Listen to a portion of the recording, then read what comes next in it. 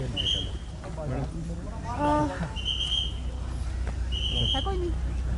Sir पहले तो अपना परिचय के साथ में आज जो डिसीज़न हुआ या जो भी कोर्ट का ऑर्डर आया है उसके बारे में जानकारी दीजिए।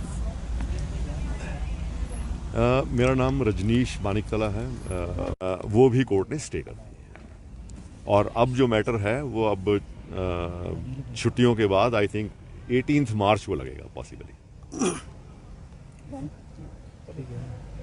Done sir.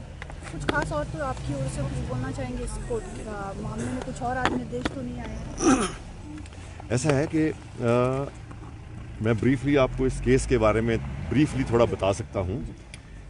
Scheduled tribe status को ग्रांट करने के लिए एक क्राइटेरिया बनाया गया है और वो क्राइटेरिया है जिसको कॉमनली लोकल कमेटी क्राइटेरिया के नाम से जाना जाता है।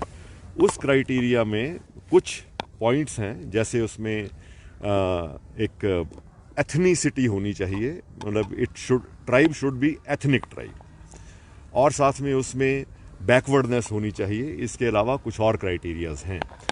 तो जो पिटीशंस में जो क्लेम किया गया था कि हाटीज जो हैं वो बैकवर्डनेस का क्राइटेरिया भी फुलफिल नहीं करते हैं, जिसमें से एक ये है कि इकोनॉमिक बैकवर्डनेस भी होनी चाहिए। और इस एरिया में एक विलेज ऐसा है जो एशिया का रिचेस्ट विलेज माना जाता है।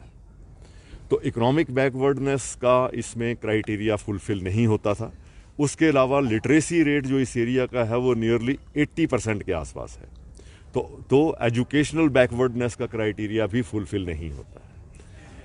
इसके साथ और जैसे कुछ क्राइटेरियाज हैं कि वहाँ पर फैसिलिटीज़ कैसी हैं, मेडिकल इंस्टीट्यूशंस या मेडिकल फैसिलिटीज़ देने वाले हॉस्पिटल्स कैसे हैं, रोड्स कैसी हैं। तो वो जितने भी क्राइटेरियाज हैं उनमें उनको फुलफिल ये कम्युनिटी नहीं करती थी। इसलिए कोर्ट ने ये सारी चीज़ें कंसिडर करते हुए इस कॉन्स्टिट्यूशनल अमेंडमेंट को स्टे कर दिया है और अब इसकी सुनवाई जो होगी वो फाइनल हियरिंग के समय में होगी और वो पॉसिबली मार्च के महीने में फिर से शुरू होगी इसकी हियरिंग। सर ये पिटीशन किसकी ओर से दायर की गई थी? और 2 पिटीशन थी जी। इसमें एक पिटीशन जो है जिसको मैं रिप्रेजेंट कर रहा था, वो जो गुज्जर्स हैं जो ऑलरेडी एक शेड्यूल्ड ट्राइब है, उन्होंने चैलेंज किया था इस कॉन्स्टिट्यूशनल अमेंडमेंट एक्ट को। और दूसरी वाली जो थी वो जो शेड्यूल कास्ट लोग हैं वहाँ पर, शेड्यूल कास्ट कम्युनिटी में आते हैं, वो दूसरी पिटीशन उन लोगों के द्वारा फाइल की गई। ये दोनों उसी क्षेत्र से बिलोंग करते हैं, ये दोनों समुदाय? हाँ, दोनों उसी एरिया से ही बिलोंग करते हैं। शेड्यूल कास्ट का बेसिकली क्या है, शेड्यूल ट्राइब्स कहीं के भी हों, जिस समय में कोई कम्युनिटी मान लीजिए कि उसको आप शेड्यूल्ड ट्राइब डिक्लेयर कर रहे हैं, तो आप काफ़ी सारे लोग ऐसे हैं और ऐसे होंगे जिनको आप शेड्यूल्ड ट्राइब के दायरे में ला रहे हो। तो मान लीजिए कि पहले 100 लोगों को इसका बेनिफिट मिलता था, तो अब जो और इंक्लूड कर रहे हैं उसमें 200 लोग हो जाएंगे। तो शेड्यूल्ड ट्राइब का जो फ़ायदा था वो अब उठाने वाले बहुत सारे लोग हो जाएंगे, जबकि वो उसको उस क्राइटेरिया को फुलफिल नहीं करते।